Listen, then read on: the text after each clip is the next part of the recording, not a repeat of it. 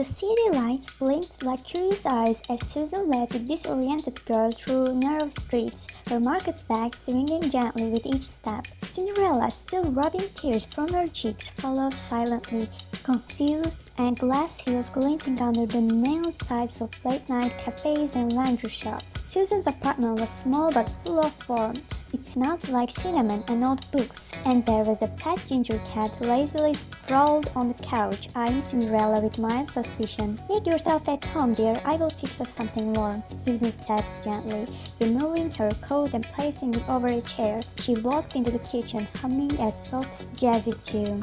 Cinderella looked around hesitantly. The room was foreign, yet oddly cozy. Her eyes fell on a strange black box in the corner of the room, a television, though she didn't know that. She stepped closer, tilting her head curiously. It had buttons and a dark glassy surface that faintly reflected her face. It looked powerful, like a magical mirror that perhaps only showed visions when summoned by a spell. Or maybe it was a portal. She imagined it glowing to life, revealing faraway kingdoms or hidden messages. She leaned in, brows furrowed, lips parting slightly in awe, but she didn't touch it. Not yet. Best not to awaken any unknown magic while under a stranger's roof. Moments later, Susan returned with 2 steaming mugs of hot chocolate topped with tiny marshmallows. Cinderella gently took the mug, her fingers wrapping around the warm ceramic like it was the last comfort on earth. She took a cautious sip. "Heaven, thank you," she whispered. Susan sat down beside her on the old flayed couch. "So, you wanna tell me what happened, sweetie?" "You don't have to, but I'm here." Cinderella hesitated. Her fingers tightened around the mug. "You won't believe me," she said. Her voice was delicate, as though saying it too loud might make it disappear. Susan raised an eyebrow, sipping her drink. "Try me." I'm Cinderella," she said, "like the Cinderella. I woke up in a strange alley and I don't know how I got here, but that's who I am." Susan stared at her for a moment, then smiled with a soft, almost maternal amusement. "Oh, teenagers," she said, patting Cinderella's knee gently. "You kids always have the wildest imaginations." Cinderella opened her mouth to protest, but stopped. There was no judgment in Susan's eyes, no fear, no laughter, just quiet understanding, even if she didn't truly believe her, and strangely, that was enough for now. Susan stood and began tidying up. "You can stay here until you figure things out. The world is a weird place, and sometimes we just need someone to keep the lights on while we find our way." Cinderella's head snapped up. "Wait, I can't really stay here?" Her voice was a blend of disbelief and fragile hope. Susan gave a simple nod, not making it a big deal. "Of course. Thank you so much," Cinderella said, a mix of relief and guilt washing over her. "I can clean the house for you every day. I'm very good at cleaning. I once scrubbed an entire ballroom floor with a toothbrush. And I can do other chores too, laundry, dishes, dusting, anything." Susan turned slowly, a teasing smile forming. "Well, I hate vacuuming. We might just be a perfect match." And for the first time that night, Cinderella let out a small, genuine laugh, and for the first time in a long while, she felt safe. The first night passed quietly. Susan, true to her word, had cleared out the guest room, a cozy little space with a warm but clean bed, flower-printed curtains, and a small bookshelf filled with romance novels and knitting magazines. Cinderella stepped inside like it was a royal chamber. She placed her glass heels on the windowsill carefully, as if they were sacred relics. The heels sparkled in the moonlight. She knelt in front of them, whispering to herself, "I must not lose you. He will come looking. He has to." She stared out the window, wondering where the prince was. Was he searching every corner of the kingdom? Had her stepsisters thrown themselves at him again in her absence? Her eyes narrowed. Those harpies probably told him I vanished on purpose. What if they locked him in a tower? Her chest tightened. No, he's brave. He will find me. Then the absurdity hit her. She was in a strange land, wearing donated pajamas, surrounded by things she didn't understand. What if he never found her? What if she was stuck here forever? Tears welled up, but she blinked them away. "I scrubbed the ballroom floor with a toothbrush," she whispered fiercely. "I can survive anything."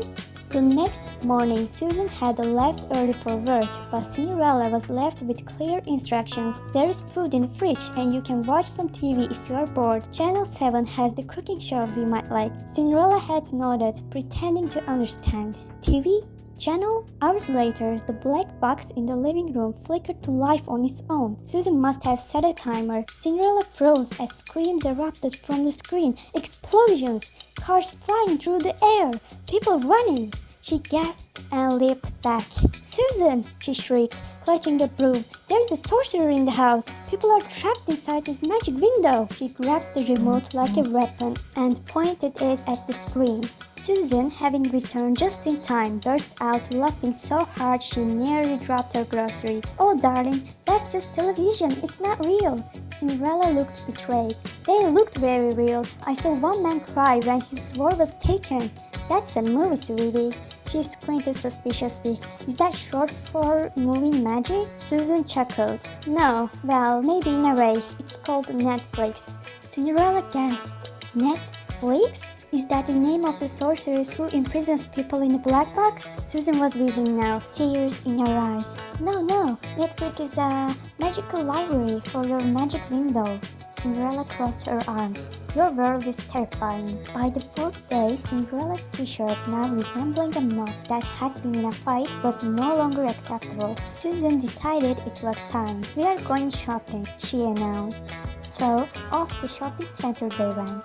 The streets were overwhelming, honking cars, flashing lights, people speaking into strange metal objects seemingly to themselves. Cinderella clung to Susan like a lost duckling. Then a man walked by holding a smartphone and yelling into it. Cinderella thought, "Why is he shouting at no one? Has he gone mad?" Susan sighed. "That's called a phone, you will learn." Inside the clothing store, Cinderella was stunned. She gawped at mannequins. "They have been petrified. Are witches allowed to cast curses so freely in this realm?" Susan tried not to laugh out loud. "That's just plastic, they're not real." "That's what they want you to believe," Cinderella muttered, narrowing her eyes at one in a red tracksuit. They entered the clothing store and Cinderella's nose crinkled. "All these clothes are so tight and modern. Colors are dull. And what's with all these pants? Do the royals here not believe in elegance?" Susan chuckled. "You will get used to them." But Cinderella wasn't convinced until she saw it. A white